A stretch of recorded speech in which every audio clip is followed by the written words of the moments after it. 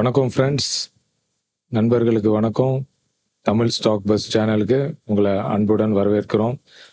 இன்றைய நாள் உங்களுக்கு நல்ல நாளாக அமையணும்ன்ட்டு பிரார்த்தனை பண்ணிட்டு நம்ம வீடியோக்குள்ளே போகலாம். ஸோ டிஸ்க்ளைமர் பார்த்துங்க. ஸோ நான் செபி ரெஜிஸ்டர்டு அட்வைசர் கிடையாது. பங்கு வாங்கு விற்கிறேன்னு இந்த வீடியோவில் எதுவும் சொல்ல மாட்டோம். இது எஜுகேஷனல் பர்பஸ்க்கு மட்டும்தான். ஸோ வெள்ளிக்கிழமை மார்க்கெட் நிலவரம், நிஃப்டி 155 பாயிண்ட் இறங்கி தான் முடிஞ்சிருக்கு. சதவீதத்தில் பார்த்தோம்னா 0.60% இறங்கியிருக்கு. சரி, நிஃப்டியோட சார்ட்டை பார்ப்போம், என்ன நடந்திருக்குன்னு பார்ப்போம். ஸோ நிஃப்டியில் பார்த்தீங்கன்னா நிஃப்டி இப்போ எந்த இடத்துல இருக்கு அப்படின்னு பார்த்தோம்னா, சார்ட்ல அது ஆல்ரெடி அதோட ப்ரீவியஸ் ரெசிஸ்டன்ஸ் அதை பிரேக் பண்ணி ஆல் டைம் ஹை ரெசிஸ்டன்ஸை பிரேக் பண்ணுற இடத்துக்கு கொஞ்சம் பக்கத்தில் இருக்குது. ஸோ எப்பயுமே ஒரு ஹை போயிடுச்சுன்னா அந்த இடத்துல ப்ராஃபிட் புக்கிங் வர்றது இயல்பான விஷயம்தான். அநேகமாக நிஃப்டிலையும் இப்போ அதான் நடந்துட்டு இருக்குன்னு நினைக்கிறேன். இப்போ நிஃப்டி ஒரு டெசிஷன் எடுக்க முடியாமல் அது ஒரு மிடில் ரேஞ்சில் இருக்குது. ஸோ இது ரெசிஸ்டன்ஸை பிரேக் பண்ணி மேலே போகலாமா, இல்லை பிரேக் டவுன் ஆகி விலை கீழே வரலாமா அப்படின்ட்டு. இப்போ விலை ஏறினாலும் நமக்கு சந்தோஷம் தான். நம்மளோட நிஃப்டியில் இருக்கிற ஸ்டாக் நம்ம கிட்ட இருந்தது, அது நிஃப்டி பீஸ் இருந்ததுன்னா நம்மளோட ப்ராஃபிட் இன்க்ரீஸ் ஆகும். ஒருவேளை உடஞ்சி கீழே வந்தாலும் சரி, அது ஒரு நல்ல வாய்ப்பாக பார்த்துட்டு நல்ல நல்ல பங்குகள் விலை கம்மியாக கிடைச்சதுன்னா அதை வாங்குற முதலீட்டுக்கு கிடைக்கிற வாய்ப்பாக நினச்சி நம்ம பயன்படுத்திக்கணும், அவ்வளோதான். ஸோ நிஃப்டியோட சார்ட் என்ன பண்ணுது அப்படின்னா, ஒரு கன்சாலிடேஷன் ஸ்டேஜில் இருக்கு. ப்ரீவியஸ் ஹைக்கு மேலே தான் இருக்கு. 3 moving average, 200 moving average, 50 moving average, இந்த blue line 20 moving average, 3 moving ஆவரேஜும் மேலே தான் இருக்கு. அப்படின்னா நிஃப்டி இன்னும் புல்லிஷாக தான் இருக்கு. இன்னும் அதில் எந்தவித கீழே இறங்குறதுக்கான இண்டிகேஷன் எதுவும் இப்போதைக்கு காட்டல. வெள்ளிக்கிழமை வர்த்தகம் முடிஞ்சோன்னு பார்த்தீங்கன்னா நிஃப்டி 500 ஸ்டாக்ல இப்போ நம்ம பார்க்கறது டாப் 5 கெய்னர்ஸ். இந்த பக்கம் ரெட்டில் இருக்கிறது டாப் 5 லூசர்ஸ். நிஃப்டி 500ல டாப் ஸ்டாக்காக இருக்கிறது கெய்னரில் பார்த்தீங்கன்னா நவீன் ஃப்ளோரைன். சரி, இந்த ஸ்டாக் பார்த்தீங்கன்னா எத்தனை சதவீதம் ஏறி இருக்குன்னு பார்த்தீங்கன்னா 14.28% ஏறி இருக்கு. அதுக்கு காரணம் இல்லாமல் இல்லை. அதோட காரணம் என்னன்னு பார்த்தீங்கன்னா, அவங்களோட ரிசல்ட் வந்திருக்கு, Q2 ரிசல்ட். அதில் பார்த்தீங்கன்னா அவங்களோட நெட் ப்ராஃபிட் அதிகமாயிருக்கு. அதனால வெள்ளிக்கிழமை அதோட பங்கு இந்த அளவுக்கு உயரத்துக்கு காரணமா இருந்திருக்கு. அதே மாதிரி அடுத்த பங்குகளும் நீங்க பார்க்கலாம். சென்னை பெட்ரோ அந்த மாதிரி இருக்கு, 10% ஏறி இருக்கு. இந்த பக்கம் டாப் லூசர்ல பாத்தீங்கன்னா முதல் இடத்துல இருக்கிறது நிஃப்டி 500ல பந்தன் பேங்க். அது 8.22% குறைஞ்சிருக்கு. அதுக்கான காரணமும் இருக்கு. அது ஏன் குறைஞ்சிருக்குன்னா, அவங்களோட குவார்டர்லி ரிசல்ட் சரியா இல்லை, அதனால குறைஞ்சிருக்கு. அது இல்லாம ஒரு நாள் முன்னாடி ரிசர்வ் பேங்க் ஆஃப் இந்தியா அவங்களுக்கு 44 லட்சம் பெனால்ட்டி போட்டிருக்காங்க. அவங்க கொஞ்சம் ரெகுலேட்டரி ரூல்ஸ் ஏதோ ஃபாலோ பண்ணல அப்படின்ட்டு. இந்த மாதிரி நெகட்டிவ் நியூஸ்னால பந்தன் பேங்க் இறங்கியிருக்கு. ஸோ அது பக்கம் நம்ம போகாம இருக்கிறது நல்லது. அதை தாண்டி இறங்குறது என்னென்ன ஸ்டாக்னு பார்த்தீங்கன்னா, நிஃப்டி 500ல அடுத்த இடத்துல Maharashtra scooter, Apar industry, Sapphire இந்த மாதிரி இருக்கு. அப்புறம் பார்த்தீங்கன்னா ஹை வால்யூம் ஹை கெயின், அதாவது நிறைய பேர் வாங்குறதுக்கு மட்டும் முயற்சி பண்ணி விலை ஏறி இருக்கு அப்படின்ற இடத்துல பார்த்தீங்கன்னா, இது எஸ் பேங்க் எப்பயுமே விலை கம்மியாக இருக்கறனால நிறைய பேர் ஃபியூச்சர் அண்ட் ஆப்ஷன்ல நிறைய பல்க் ட்ரேடிங் பண்ணுவாங்க. அதனால அதை விட்டுட்டு கீழே பார்ப்போம். IDFC first bank, IDBI, union bank, இதுலலாம் வால்யூமும் இன்க்ரீஸ் ஆயிருக்கு, ப்ரைஸும் இன்க்ரீஸ் ஆயிருக்கு. இது எதுக்கு நம்ம ஸ்பெசிஃபிக்காக சொல்றோம்னா, சில பேர் இருப்பாங்க மொமெண்டம் ட்ரேடிங் பண்ணுவாங்க. நம்ம இன்ட்ராடே பத்தி பேச மாட்டோம். மொமெண்டம் ட்ரேடிங்னா அந்த ஸ்டாக்ல ஒரு மொமெண்டம் இருக்கு, ஒரு வாரம் 10 நாள் இருந்தா அந்த மொமெண்டத்திலே டிராவல் பண்ணுவாங்க. தொடர்ந்து அந்த பங்குல இந்த மாதிரி வால்யூமும் ப்ரைஸும் இன்க்ரீஸ் ஆகிட்டே இருந்ததுன்னா அதை ஃபாலோ பண்ணி அவங்க பண்ணுவாங்க. அடுத்தது இந்த பக்கம் ஹை வால்யூம் டாப் லூசர், அதுல பாத்தீங்கன்னா பந்தன் பேங்க் தான் மறுபடியும் முதல் இடத்துல இருக்கு. அதாவது நிறைய பேர் வித்திருக்காங்க, வால்யூம் அதிகமா இருக்கு ஆனா பிரைஸ் கம்மியா இருக்குன்னா போட்டி போட்டு எல்லாரும் விற்க ஆரம்பிச்சனால அதோட பிரைஸ் குறைஞ்சிருக்கு. அதே போல ஹை வால்யூம் டாப் லூசர்ல அடுத்தது ஸ்விக்கி, என்டிபிசி, மணப்புரம், ஐஐஎஃப்எல் இந்த மாதிரி பங்குகள்லாம் ஹை வால்யூம் டாப் லூசர்ஸ்ல இருக்கு. ஸோ இது மார்க்கெட்டோட ஜெனரல் இன்ஃபர்மேஷன். இது நிஃப்டி என்எஸ்சி சைட்ல கிடைக்கக்கூடிய ஒரு ஃப்ரீ டேட்டா தான். இதுல பாத்தீங்கன்னா நிஃப்டியில எத்தனை ஸ்டாக் டோட்டலா ட்ரேட் ஆயிருக்கு, அதுல எத்தனை அட்வான்சஸ்னா விலை உயர்வு பங்குகள் எத்தனை, டிக்ளைன்னா எத்தனை, விலை குறைந்த பங்குகள் எத்தனை அப்படின்றது இருக்கு. இப்போ பாத்தீங்கன்னா இது ஒரு கயிறு இழுக்கிற போட்டி மாதிரி தான். ஸோ அட்வான்சஸ்ன்றது விலை ஏறுற பங்கு, அது பாருங்க இன்னைக்கு கம்மியா இருக்கு, 1200 சில்லற தான் இருக்கு. அதே விலை குறைந்த பங்குகள் பாத்தீங்கன்னா 1800க்கு மேல இருக்க பங்குகள் இருக்கனால இப்போ ஒரு கயிறு இழுக்கிற போட்டி மாதிரி தான். விலை குறைந்தது அதிகமா இருக்கனால நம்ம நிஃப்டிய இறங்குனதுக்கும் இது இது மாதிரி பங்குகள் இறங்குனது ஒரு காரணம். இது வெள்ளிக்கிழமையோட நிலவரம் மட்டும்தான். ஆனா நான் சொன்ன மாதிரி நிஃப்டி வந்து எல்லா மூவிங் ஆவரேஜுக்கு மேலேயும் இருக்கனால ஷார்ட், மிடில், லாங் டேர்ம் எல்லாத்துலயும் பாசிட்டிவா இருக்கனால அது எங்க தெரியுதுன்னா பாத்தீங்கன்னா 52 வீக் ஹைல ட்ரேட் ஆகிற ஸ்டாக் 52 வாரம் உச்ச விலையில ட்ரேட் ஆகிற ஸ்டாக் வந்து 73, 52 வாரம் லோ. ஸோ 52 வாரம் கம்மியான விலையில ட்ரேட் ஆகிற ஸ்டாக்கும் 49. அப்போ 52 வீக் ஹைல ட்ரேட் ஆகிற ஸ்டாக் தான் அதிகமா இருக்கு. ஸோ இன்னும் மார்க்கெட்ல ஒரு புல்லிஷ் மொமெண்டம் இருக்கு. அதே மாதிரி தான் அப்பர் சர்க்கியூட்டை ஹிட் பண்ண ஸ்டாக் 68 இருக்கு, லோயர் சர்க்கியூட்டை ஹிட் பண்ணது வெறும் 40 தான் இருக்கு. ஸோ வெள்ளிக்கிழமை நிலவரம் படி சில பேர் நிறைய இந்த ஃபியூச்சர் அண்ட் ஆப்ஷன்ல இந்த கான்ட்ராக்ட் க்ளோசிங் பண்ணுவாங்க. ஏன்னா அடுத்த சனி ஞாயிறு எப்படி இருக்குன்னு தெரியாதனால அவங்க அந்த எதுவும் பொசிஷன்ஸ் வச்சுக்க மாட்டாங்க, அதனால க்ளோஸ் பண்ணிடுவாங்க. ஒருவேளை அதனால இறங்கி இருக்கலாம். மற்றபடி மார்க்கெட் இன்னும் பாசிட்டிவ் சென்டிமெண்ட்ல தான் இருக்கு. ஸோ செக்டோரல் இண்டிசஸை பார்த்தீங்கன்னா முக்கால்வாசி எல்லா செக்டரும் ரெட்ல தான் இருக்கு, எக்ஸப்ட் பிஎஸ்சி பேங்க் 1.5% ஏறி இருக்கு. மற்ற ஸ்டாக் எல்லாமே இறங்கி இருக்கு. அதிகபட்சமா குறைஞ்சது பாத்தீங்கன்னா இண்டிசஸ்ல மீடியாவும் மெட்டலு இதெல்லாம் 1%. இதுக்கப்புறம் மார்க்கெட் நியூஸை பார்ப்போம், சில இம்பார்ட்டன்ட் நியூஸை மட்டும் பார்ப்போம். இதுல பாத்தீங்கன்னா சமீபத்துல எம்சிஎக்ஸ் ஸ்டாக் இருக்குல்ல, அவங்க வந்து அவங்களோட சைட்ல ஒரு டெக்னிக்கல் கிளிச் அப்படி ஏற்பட்டனால ஒரு 4 மணி நேரம் அவங்க கமாடிட்டி ட்ரேடிங் தடைப்பட்டு போயிடுச்சு. ஸோ அந்த எம்சிஎக்ஸ் கம்பெனிக்கு ஒரு நல்ல செய்தி ஒன்று, கெட்ட செய்தி ஒன்று வந்திருக்கு. ஸோ நல்ல செய்தி என்னன்னு பார்த்தீங்கன்னா அந்த கம்பெனி டிக்ளரேஷன் பண்ணியிருக்காங்க, அது என்ன பிரச்சனை நாங்கள் கண்டுபிடிச்சிட்டோம், அதை நாங்கள் சரி பண்ணிட்டோம் அப்படின்ற மாதிரி சொல்லிட்டாங்க. ஆனால் செபி, இந்த ரெகுலேஷன் அமைப்பு சார்ந்த செபி வந்து அவங்களுக்கு ஒரு பெனால்ட்டி போட்டிருக்காங்க. அது என்ன என்ன எவ்வளோ டீட்டெயில் தெரியல, பெனால்ட்டி போட்டிருக்காங்க. இந்த 4 ஹவர் ட்ரேடிங் ஹால்ட் ஆனது, ஸோ நீங்க தான் பொறுப்பு, நீங்க உங்க சிஸ்டம் இல்லைனா கரெக்டா மெயின்டைன் பண்ணி கரெக்டா வச்சிருந்துருக்கணும் அப்படின்ற மாதிரி ஒரு பெனால்ட்டி போட்டிருக்காங்க, அவ்வளவுதான்.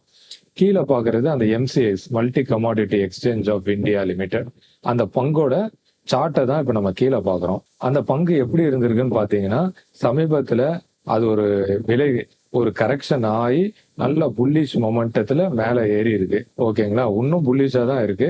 நிப்டிக்கு சொன்ன மாதிரி தான் இன்னும் அது எல்லா மூவிங் ஆவரேஜுக்கு மேலதான் பாசிட்டிவா இருக்கு. இதை தாண்டி அடுத்த கட்டத்துக்கு இந்த பங்கோட விலை ஏறுமா இல்ல இந்த நெகட்டிவ் சென்டிமெண்ட்ஸ்லாம் இந்த பங்கை கீழே கொண்டு வருமா அப்படின்ட்டு. அப்படி இந்த பங்கு உங்ககிட்ட இருந்ததுன்னா இந்த 9000 ரூபாய் அப்படின்றத ஒரு ஸ்ட்ரிக்ட் ஸ்டாப் லாஸா வச்சுக்கோங்க. என்னோட ஜஸ்ட் அட்வைஸ் தான் அது.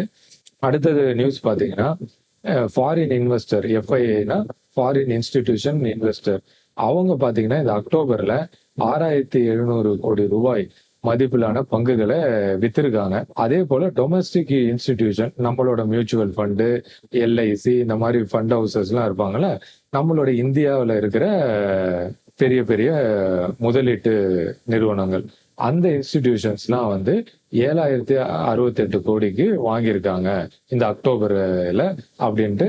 ஏன்னா நேற்று அக்டோபர் 31 அந்த டேட்டா சொல்லியிருக்காங்க. வெளிநாட்டுக்காரங்க வித்ததை விட டொமஸ்டிக் இன்வெஸ்டர் 7000 கோடிக்கு வாங்கினால மார்க்கெட் கொஞ்சம் ஸ்டேபிளா இருக்கு. இதே நீங்க இந்த வருஷம் ஜனவரியில இருந்து அக்டோபர் வரைக்கும் பாத்தீங்கன்னா ஃபாரின் இன்வெஸ்டர் எவ்வளவுக்கு வித்திருக்காங்கன்னு பாத்தீங்கன்னா 2.4 லட்சம் கோடி, 2.4 லட்சம் கோடிக்கு அவங்க வித்திருக்காங்க. இதுவே டொமஸ்டிக் இன்வெஸ்டர் என்ன பண்ணிருக்காங்க அப்படின்னா அவங்க வாங்கியிருக்காங்க எவ்வளவுக்குன்னா 6.2 லட்சம் கோடிக்கு வாங்கியிருக்காங்க. புரியுதுங்களா? வெளிநாட்டுக்காரங்க வித்தாலும் நம்மளுடைய மியூச்சுவல் ஃபண்டும் பெரிய பெரிய முதலீட்டாளர்களும் வாங்கிட்டு தான் இருந்திருக்காங்க. அதனாலதான் நம்ம நிப்டி ஓரளவுக்கு ஸ்டேபிளா போய் இப்போ உச்சத்துல இருக்குன்றதுக்கு ஒரு காரணம். ஸோ இப்போ ஒரு டேட்டாவை பார்ப்போம். இது வந்து எஃப்ஐ ஃபாரின் இன்வெஸ்டரும் டொமஸ்டிக் இன்வெஸ்டரும் டேட்டா. பட் இது என்னன்னா கேஷ் மார்க்கெட் மட்டும் தான். இதுல ஃபியூச்சர் அண்ட் ஆப்ஷன், அதுலயும் அவங்க ஐபிஓ இதுலலாம் அவங்க பணம் போட்டு வச்சிருப்பாங்க. அதை பத்திலாம் நம்ம பார்க்கல. கேஷ் மார்க்கெட்ல அவங்க என்ன பண்ணியிருக்காங்கன்னு பார்த்தீங்கன்னா, ஃபாரின் இன்வெஸ்டர் ஜனவரி மாசம் 87,000 கோடிக்கு வித்திருக்காங்க. அடுத்தது பிப்ரவரியில 58,000 கோடிக்கு வித்திருக்காங்க. அடுத்தது பாத்தீங்கன்னா நடுவுல மார்ச்ல இருந்து ஜூன் மாசம் வரைக்கும் கொஞ்சம் கொஞ்சம் வாங்கியிருக்காங்க, பெருசா வாங்கல. அதனாலதான் அந்த கன்சாலிடேஷன் பார்த்தாலே தெரியும், நிப்டியில ரொம்ப பெருசா ஏறல. இப்போ இங்க அக்டோபர்ல அந்த டேட்டாவை நம்ம பார்த்துட்டோம். இது ஒன்லி கேஷ் மார்க்கெட்னால இங்க டேட்டா வேல்யூ வேற இருக்கு. ஆனா இங்க டொமஸ்டிக் இன்வெஸ்டர் சைட பாருங்க, அவங்க தொடர்ந்து வாங்கிட்டே தான் இருந்திருக்காங்க. இவங்க ஜனவரியில 87,000 கோடிக்கு வித்தாங்கன்னா அதுக்கு ஆல்மோஸ்ட் ஈக்குவலா டொமஸ்டிக் இன்வெஸ்டர் வாங்கியிருக்காங்க. இந்த மாதிரி தொடர்ந்து இவங்க கவுண்டர் பேலன்ஸ் பண்ணிக்கிட்டே வரனாலதான் மார்க்கெட்டு ஓரளவுக்கு சீரா போயிட்டு இருக்கு. சரி, கடைசி இப்போ அக்டோபர்ல என்ன நடந்திருக்குன்னா, இப்பயும் அக்டோபர்ல 52,000 கோடிக்கு டொமஸ்டிக் இன்வெஸ்டர் பாசிட்டிவா தான் இருக்காங்க கேஷ் மார்க்கெட்ல. சரிங்களா? இப்போ பாத்தீங்கன்னா அக்டோபர்ல ஃபாரின் இன்வெஸ்டர் விற்கிறது குறைஞ்சிருக்கு. இங்கெல்லாம் 47,000 கோடி, 46,000 கோடி, 35,000 கோடி பண்ணவங்க இங்க குறைச்சிருக்காங்க. இனி போக போக நவம்பர், டிசம்பர், கிறிஸ்துமஸுக்கு அப்புறம் அவங்க அதிகமா வாங்குறாங்களா என்னன்னு நம்ம பார்க்கலாம். அவங்களோட பங்களிப்பும் மார்க்கெட்ல ஃபாரின் இன்வெஸ்டரோட பணமும் வந்துச்சுன்னா நம்ம மார்க்கெட் இன்னும் வேகமா ஏறதுக்கு ரொம்ப உபயோகமா இருக்கும். அடுத்தது மார்க்கெட்ல நடக்கிற முக்கியமான நியூஸ். இந்த பாசிட்டிவ் இன்ஃபர்மேஷன்லாம் உங்களுக்கு மார்க்கெட்டோட இன்சைட்ஸ். இன்னும் அடுத்த 1 வருஷம் 2 வருஷம் கழிச்சு இந்த மாதிரி கம்பெனிகள்லாம் எப்படி டிரான்ஸ்ஃபார்ம் ஆக போகுது, அப்போ நம்ம இவங்களெல்லாம் வாட்ச் லிஸ்ட்ல வச்சுட்டு நம்ம கவனிக்கணும். எப்பெல்லாம் இவங்க நல்ல வேல்யூவேஷன்ல விலை கணிசமா கிடைக்குதோ, அவங்க லாபம் பண்ணிட்டே இருக்கும்போது, அவங்க மேனேஜ்மெண்ட் நல்லா இருக்கிற சமயத்துல இந்த மாதிரி நல்ல நல்ல நியூஸ் கிடைக்கும் போது அவங்க விலையும் குறையிற டைம்ல நம்ம வாட்ச் லிஸ்ட்ல வச்சிருந்தோம்னா இதெல்லாம் நம்ம போர்ட்போலியோல சேர்த்துக்கிறதுக்கு ஒரு வாய்ப்பு இருக்கு. அதுக்குனால நியூஸ் இது. சரி, முதல் நியூஸ் என்னன்னு பார்த்தோம்னா, டாடா மோட்டார்ஸ், ஜேபிஎம் ஆட்டோ இவங்க எல்லாம் பங்கு சந்தையில பட்டியலிடப்பட்ட பங்கு தான். அவங்க என்ன பண்ணியிருக்காங்க அப்படின்னா, டெல்லியில வந்து 10,900 எலக்ட்ரிக் பஸ்ஸஸ் வேணும்னு சொல்லிட்டு டெல்லி கவர்மெண்ட் வந்து ஒரு டெண்டரை ஃப்ளோட் பண்ணியிருக்காங்க. அதுக்கு டாடா மோட்டார் இந்த ஜேபிஎம் ஆட்டோலாம் பிட்டிங் பண்ணியிருக்காங்க. இந்த பிட்டிங் வந்து 6 நவம்பர் க்ளோஸ் ஆகும். இதுக்கப்புறம் நம்ம வரப்போற நவம்பர்ல 2வது வாரம் 3வது வாரம் அந்த மாதிரி மேலதான் நமக்கு தெரியும் யாருக்கு இந்த ஆர்டர் கிடைச்சிருக்கு அப்படின்ட்டு. இப்ப டாடா மோட்டார் தான் உங்களுக்கு தெரியும், அது டிமர்ஜ் ஆயிடுச்சு. ஸோ அப்படி இந்த எலக்ட்ரிக் பஸ் கிடைச்சதுன்னா அது டாடா மோட்டார் கமர்ஷியல் வெஹிக்கிளுக்கு அது கிடைக்கும். ஸோ டாடா மோட்டார் கமர்ஷியல் வெஹிக்கிளும் உங்களுக்கு தெரியும், அது நவம்பர்ல தான் பட்டியலிட காத்துட்டு இருக்கு. ஸோ அது பட்டியலிடும் போது இந்த செய்தி அது ஒருவேளை அவங்களுக்கு கிடைச்சதுன்னா இது ஒரு பாசிட்டிவ் நியூஸா அவங்களுக்கு அமையும். மற்றபடி நம்ம டெல்லி கவர்மெண்ட் இதை பத்தி அடுத்த நியூஸ் கொடுத்து யாருக்கு இந்த ஆர்டர் போச்சுன்னு நமக்கு கிடைச்சதுன்னா நம்ம வரும் வீடியோல பிற்காலத்துல நவம்பர்ல இதை பத்தி நம்ம டீட்டெயிலா பேசுவோம். அடுத்தது ஆட்டோ செக்டருக்கு ஒரு நல்ல நியூஸ் என்னன்னு பாத்தீங்கன்னா, ஜப்பான்ல இருக்கிற கார் கம்பெனிஸ், என்ன car companies, Toyota, Suzuki, Nissan, Honda, இந்த மாதிரி கார் கம்பெனிஸ் அவங்க மேனுஃபேக்சர் பண்ற கார் எலக்ட்ரிக் வெஹிக்கிள்ஸ்க்குலாம் யார் காம்படிஷன் பாத்தீங்கன்னா, அமெரிக்கால இருக்க டெஸ்லா, சைனால இருக்க பைடு, மற்ற எலக்ட்ரிக் வெஹிக்கிள் இன் சைனா தான் அவங்களோட போட்டியாளர்கள். இப்போ அவங்க கூட அவங்க போட்டி போடணும் அப்படின்றதுக்காக இந்தியாவில் இருக்க ஆட்டோமொபைல் கம்பெனிஸோட அவங்க கைகோர்த்து பயணிக்க போறதா அவங்க சொல்லியிருக்காங்க. எங்க சொல்லியிருக்காங்க அப்படின்னா, ஜப்பான்ல நடந்த மொபிலிட்டி ஷோ ஆட்டோ எக்ஸிபிஷன்ல தான் இந்த நியூஸ் அவங்க சொல்லியிருக்காங்க. ஸோ அப்படி இது சாத்தியம் ஆயிடுச்சு அப்படின்னா இவங்க யார் கூட இந்தியாவில் இருக்க ஆட்டோமொபைல் கம்பெனி கூட அவங்க பார்ட்னர்ஷிப் பண்றாங்களோ அந்த கம்பெனிக்கு இது ரொம்ப நல்ல நியூஸ். ஏன்னா ஜப்பான்ல இருக்கிற டெக்னாலஜி அது நம்ம இந்தியன் கம்பெனிஸோட சேரும்போது 2 ஜப்பான் ஆட்டோ கம்பெனியும் சரி இந்தியன் ஆட்டோ கம்பெனியும் சேர்ந்து வளரும் போது நம்மளோட ஆட்டோ செக்டருக்கு இது ஒரு நல்ல நியூஸ் தான். இது டாடா, ரிலையன்ஸ், அதானி இந்த மாதிரி பெரிய பெரிய இந்தியாவில் இருக்க பெரிய கம்பெனிஸ் எல்லாம் இப்போ டிஜிட்டல் இந்த ஆர்டிபிஷியல் இன்டெலிஜென்ஸ் டெக்னாலஜிக்கு நிறைய பணம் செலவழிக்கிறாங்க. அந்த நியூஸ் தான் இப்போ வந்திருக்கு. இப்போ போன வாரம் நீங்க கேள்விப்பட்டிருப்பீங்க, யுனைடெட் ஸ்டேட்ஸ் ஆஃப் அமெரிக்கால கூகுள், மைக்ரோசாஃப்ட், அமேசான் அந்த மாதிரி பெரிய கம்பெனி எல்லாம் அவங்களோட இந்த வரப்போற ஆண்டுக்கான பட்ஜெட்ல $25 பில்லியன் ஒதுக்கி இருக்காங்க. எதுக்குன்னா இந்த ஆர்டிபிஷியல் இன்டெலிஜென்ஸோட ரிசர்ச் அண்ட் டெவலப்மெண்ட்டுக்கு. அதை தொடர்ந்து தான் இப்போ இந்தியால இந்த நியூஸ் வருது. அப்போ இவங்க அமெரிக்கால ஆச்சு $25 பில்லியன் ஒதுக்கி இருக்காங்க.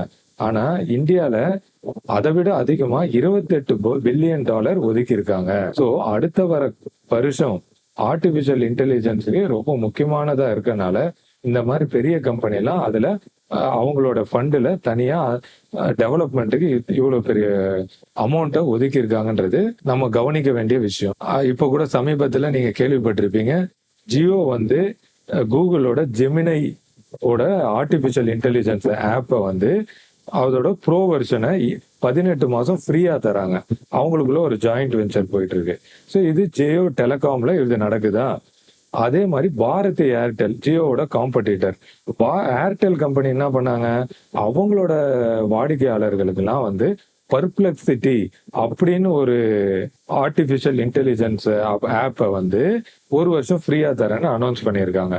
ஸோ இப்பயே தெரியுதுங்களா, ஆர்டிபிஷியல் இன்டெலிஜென்ஸுக்கான போட்டி ஸ்டார்ட் ஆயிடுச்சு.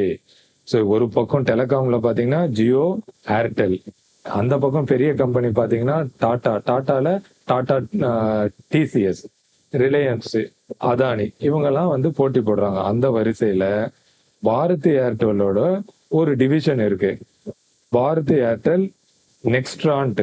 அவங்களும் இந்த ஆர்டிபிஷியல் இன்டெலிஜென்ஸுக்காக ஃபண்டு ஒதுக்கி இருக்காங்க. ஸோ இந்த மாதிரி கம்பெனிகளை நீங்க உங்க வாட்ச் லிஸ்ட்ல வச்சு வாட்ச் பண்ண வேண்டிய நேரம் வந்திருக்கு. ஸோ இது வந்து முக்கியமான இது. பொதுவாக நம்ம ஐபிஓ பத்தி சொல்றது இல்லை.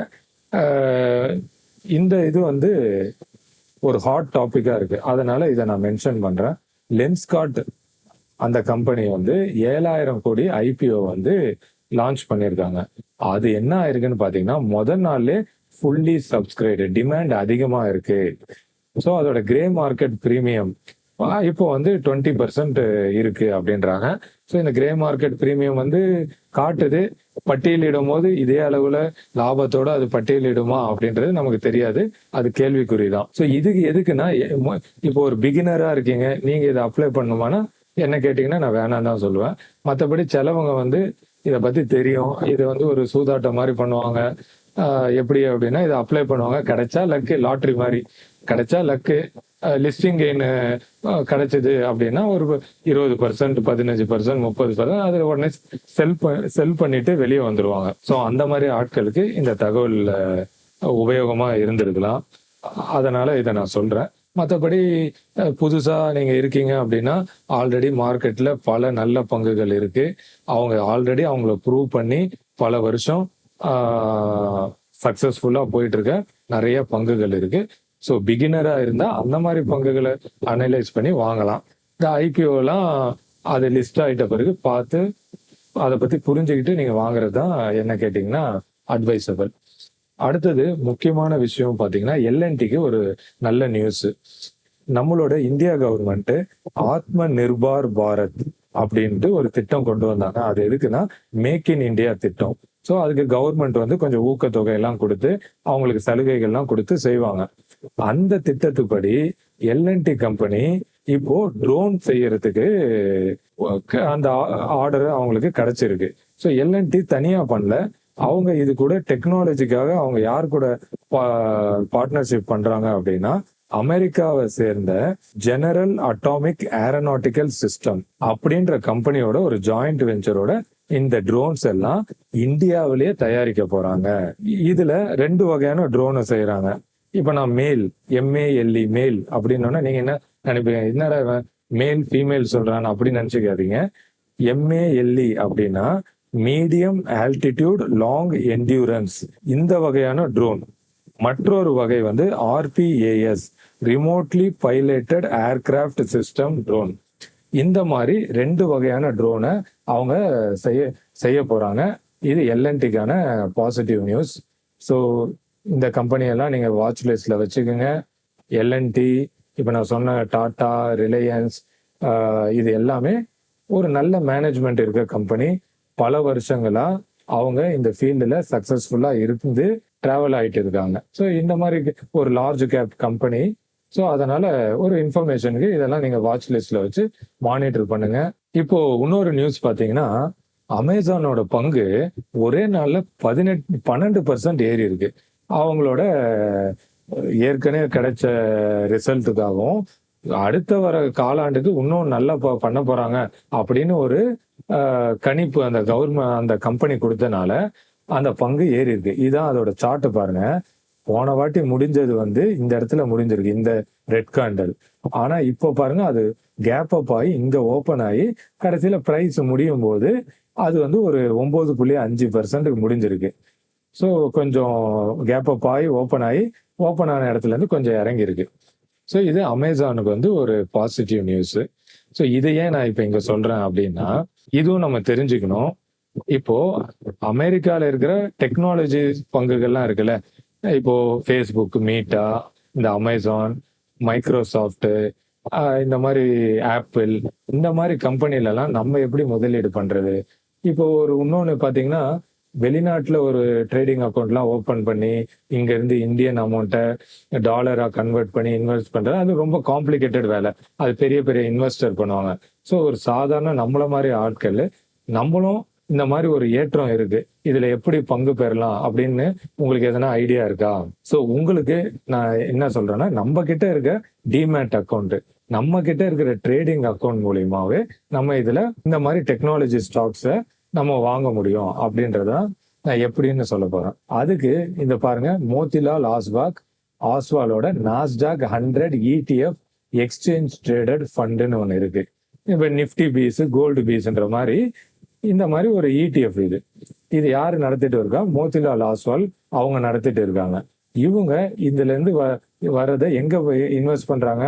நாஸ்டாக்ன்ற, இப்ப நம்ம நிப்டி, பிஎஸ்சி இந்த மாதிரிலாம் குறியீடு சொல்றோம்ல, நாஸ்டாக் 100ன்றது அமெரிக்கால இருக்கிற 100 டெக்னாலஜி பங்குகள். அந்த பங்குகள்ல அவங்க முதலீடு செய்யறாங்க. ஆனா இப்போ அந்த உச்சத்துல இருக்கு. இப்போ முதலீடு செய்யலாமா அப்படின்னா நீங்க கொஞ்சம் வெயிட் பண்ணி பார்த்துட்டு முதலீடு பண்றதுதான் கரெக்ட். இந்த மாதிரி ஒரு கம்மியான விலையில உங்களுக்கு இதெல்லாம் தெரிஞ்சிருந்ததுன்னா உங்களுக்கு நீங்க இப்போ ஒரு லாபமான இடத்துக்கு போயிருப்பீங்க. ஆனா இது ஆல்ரெடி உச்சத்துல இருக்கனால இப்ப நீங்க கொஞ்சம் வெயிட் பண்ணி பார்த்துட்டு, இது கணிசமா இந்த மாதிரி இடம் இருக்கு பாத்தீங்களா, RSI சார்ட்ல ஓவர் சோல்டு ஏரியா வரும். ஸோ இந்த மாதிரி ஓவர் சோல்டு ஏரியால வாங்கினீங்கன்னா நம்ம இதெல்லாம் மியூச்சுவல் ஃபண்ட் மாதிரி தான், ஒரு கொஞ்சம் கொஞ்சமா தான் அக்யூமுலேட் பண்ணோம். ஒரே நாள்ல லம்சமா போடக்கூடாது. கொஞ்சம் கொஞ்சமா அக்யூமுலேட் பண்ணி லாங் டேர்முக்கு இதை கன்சிடர் பண்ணலாம். அங்க இருக்கிற டெக்னாலஜி ஸ்டாக்லாம் இப்போ என்விடியாலாம் ஆர்டிபிஷியல் இன்டெலிஜென்ஸ்ல பயங்கரமா பண்ணிட்டு இருக்காங்க, சிப் மேனுஃபேக்சரிங் அது இதுன்னு வரும்போது இந்த காலகட்டத்தில் அவங்க கூட நம்மளும் வளர்றதுக்கு இந்த மோதிலால் ஆஸ்வால் நாஸ்டாக் 100 ETF நமக்கு உதவியா இருக்கும். இது எப்படின்னா, நீங்க உங்களோட ட்ரேடிங் ஆப்ல இதை நீங்க தேடினீங்கனாலே உங்களுக்கு கிடைச்சிடும். அதோட பேர் இதுதான். இப்போ நாஸ்டாக்கோட குறியீடு அது எப்படி இருக்குன்னு நான் உங்களுக்கு காட்டுறேன். அப்போ நீங்களே புரிஞ்சுப்பீங்க. இப்ப நாஸ்டாக் எப்படி இருந்திருக்குன்னு பாத்தீங்கன்னா, ஆல்ரெடி பாத்தீங்கன்னா உச்சத்துல இருக்கு. இந்த மாதிரி உச்சத்துல இருக்கும் போது நம்ம கவுண்டர் ஸ்ட்ரைக் பண்றது ஆபத்தானது. ஸோ நம்ம வெயிட் பண்ணலாம். இப்ப இந்த மாதிரி அதெல்லாம் விலை கம்மியா இருக்கிற டைம் இங்கெல்லாம் கன்சிடர் பண்ணா லாபத்துல இருந்திருக்கும். அட்லீஸ்ட் இந்த மாதிரி பிரேக் அவுட் ஆகிற இந்த இடத்துல கன்சிடர் பண்ணாலும் இப்ப நம்ம லாபத்துல இருக்கோம். ஸோ நாஸ்டாக் ETFல நீங்க ஆரம்பிக்கணும்னா இதுல ஒரு கரெக்ஷன் வரும்போது அப்பத்துல இருந்து உங்க பயணத்தை ஆரம்பிச்சீங்கன்னா நீங்களும் அமெரிக்கால இருக்கிற டெக்னாலஜி ஸ்டாக் இந்த நாஸ்டாக் இண்டெக்ஸ்ல மறைமுகமா இந்தியால இருந்து நீங்க பார்ட்டிசிபேட் பண்ண முடியும் அப்படின்றதுக்கு தான் இதை உங்களுக்கு நான் சொல்றேன். இந்த இன்ஃபர்மேஷன் உங்களுக்கு பிடிச்சிருந்ததுன்னா நமக்கு லைக் பண்ணுங்க, நம்ம சேனலுக்கு சப்ஸ்கிரைப் பண்ணுங்க. அடுத்தது கோல்டு. இது என்னன்னு பாத்தீங்கன்னா MCX மல்டி கமாடிட்டி இண்டெக்ஸ்ல ட்ரேட் ஆகுற நம்ம கோல்டு ஃபியூச்சர்ஸ். கோல்டு என்ன இருக்கு அப்படின்னு பாத்தீங்கன்னா, ஒரு ரேலி கொடுத்துட்டு கோல்டுல ப்ராஃபிட் புக்கிங் செல்லிங்லாம் ஒரு கரெக்ஷன் ஆகி கொஞ்சம் ஸ்டேபிளா இருக்கு. ஸோ நீங்க கோல்டு பீஸ் இந்த மாதிரி எல்லாம் பண்ணிட்டு இருந்தீங்கன்னா இது நீங்க இந்த மாதிரி உச்ச வேலையில இருந்து இறங்கும் போது நீங்க ப்ராஃபிட் புக்கிங் பண்ணியிருந்தீங்கன்னா நல்லது. அதுக்கப்புறம் இந்த மாதிரி ஒரு கரெக்ஷன் ஆகிட்டு ஸ்டேபிள் ஆகும்போது நீங்க உங்களோட SIP மறுபடியும் தொடங்கலாம், இல்ல ஒரு அக்யூமுலேஷனுக்கு சின்ன சின்ன அமௌண்ட்டா நீங்க வாங்கலாம். ஸோ கோல்டு பீஸை பத்தி நம்ம அடுத்த வீடியோல டீட்டெயிலா பேசுவோம். இந்த மாதிரி நிறைய ETF இருக்கு. கோல்டு பீஸ்ன்றது நிப்பான் இந்தியா நடத்துற ETF பேரு கோல்டு பீஸ். அது இல்லாம நிறைய பேங்க்லயும் கோல்டு ETF எல்லாம் இருக்கு. அதை படுத்தி நம்ம அடுத்த வீடியோல. இது சில்வர் ஃபியூச்சர்ஸ். இது வந்து எம்சிஎக்ஸ்ல ட்ரேட் ஆகுற சில்வரோட ஃபியூச்சர்ஸ். இது பிரேக் அவுட்ல இருந்து ஒரு 43% பங்கு விலை ஏறி இருந்திருக்கு அது எம்சிஎக்ஸ்லேயே. அதுக்கப்புறம் உங்களுக்கே தெரியும், அது ஓவரா எல்லா இடத்துலயும் டிமாண்ட் வந்தனால அது செல்லிங்க்கு போயிடுச்சு. ஏன்னா பிசிக்கல் சில்வரே கிடைக்கல அப்படின்னு சொல்லி மார்க்கெட்ல ரொம்ப டிமாண்ட் ஆகி போயிடுச்சு. அபரிமிதமா ஏறிடுச்சுன்னா வேகமா இறங்கும். அதுக்குதான் இந்த சில்வர் ஒரு உதாரணம். ஓகேங்களா? சில பேர் பேராசைப்பட்டு இந்த மாதிரி இடத்துல உச்சத்துல வாங்கினா அவங்க வந்து இப்போ பயங்கர நஷ்டத்துக்கு போயிடுவாங்க. அதனால எப்பயுமே ஒரு பங்கு உச்சத்துல போயினா அதை துரத்தி போய் வாங்கக்கூடாது.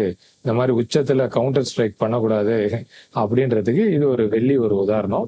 இப்ப பிரைஸ் வந்து இந்த இடத்துல இருந்தவங்கலாம் அவங்க லாபத்தை பதிவு பண்ணியிருக்கணும். பதிவு பண்ணியிருந்தாங்கன்னா அவங்க ஒரு கணிசமான லாபத்தை பார்த்துருப்பாங்க. இந்த மாதிரி ஒரு பிரைஸ் இப்ப கரெக்ஷன் ஆயிருக்கு. 50 days மூவிங் ஆவரேஜ் கிட்ட இது இருக்கு. இந்த மாதிரி இடத்துல அவங்க மறுபடியும் சின்ன கொஞ்சம் கொஞ்சமா விலை குறைய அக்யூமுலேஷன் பண்ணலாம் லாங் டேர்ம்காக. இது சில்வர் ஃபியூச்சர்ஸோட சார்ட். இதுதான் கோல்டு சில்வர்ஸோட நிலவரம். நம்மளோட சேனலுக்கு நீங்க தொடர்ந்து ஆதரவு கொடுங்க. இந்த வீடியோல நல்ல நல்ல விஷயங்களை உங்களுக்கு கொண்டு வரேன். அப்புறம் என்னோட மன்னிப்பை கேட்டுக்கிறேன். நான் ஈவினிங்கே போட வேண்டிய வீடியோ வீட்டில் ஒருத்தவங்களுக்கு உடம்பு சரியில்லாதனால என்னால் போட முடியாம போயிடுச்சு. நான் முயற்சி பண்றேன், அன்னன்னைக்கு முடிஞ்ச உடனே ஈவினிங்கே வீடியோ போட முயற்சி பண்றேன். முடியாத பட்சத்துல அடுத்த நாள் மதியத்துக்குள்ளே நான் வீடியோ போடுறேன். நீங்க தொடர்ந்து ஆதரவு கொடுங்க. நன்றி நண்பர்களே.